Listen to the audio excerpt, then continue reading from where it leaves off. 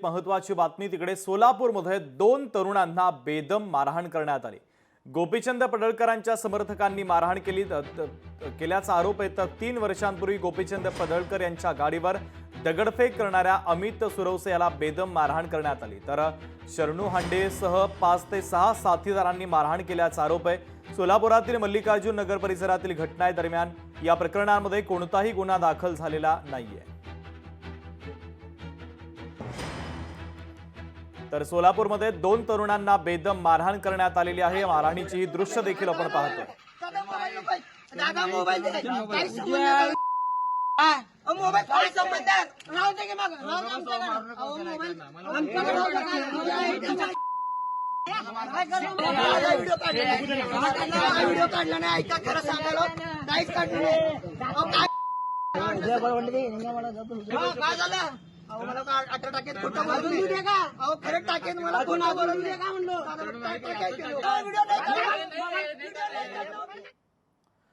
तर ही दृश्य देखील आपण पाहिलेली आहे, कशा पद्धतीने ही मारहाण करण्यात आलेली आहे। वसीम अत्तार आपले प्रतिनिधी आपल्याशी फोन लाईन वरून जोडले जात आहेत। या राड्याच्या संदर्भातले अधिकचे अपडेट देण्यासाठी वसीम, नेमकं काय घडलंय?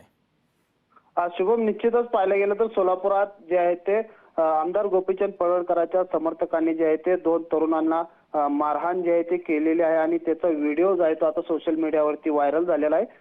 3 वर्षापूर्वी जे आहे ते आमदार गोपीचंद पडळकर यांच्या गाडीवर जे आहे ते अमित सुरवसे नामक या तरुणाने जे आहे ते दगडफेक केली होती आणि त्याचाच राग जे आहे तो मनात धरून पडळकर यांच्या समर्थक असलेले शरणू हांडे यांच्यासह 5 ते 6 जणांनी जे आहे ते अमित सुरवसे याला जे आहे ते बेदम मारहाण जे आहे ते केलेली आहे। सोलापुरातील मल्लिकार्जुन नगर परिसरात जे आहे ते ही घटना घडलेली आहे।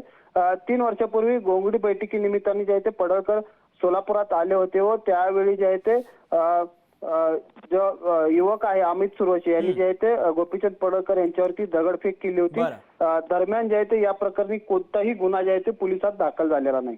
ठीक आहे वसीम, अत्यंत महत्त्वाची अपडेट या बातमीच्या संदर्भातले तुम्ही पोहोचवलेले आहेत, तुर्तास धन्यवाद। लोकशाही मराठी ऐका, पहा, जागरूक रहा।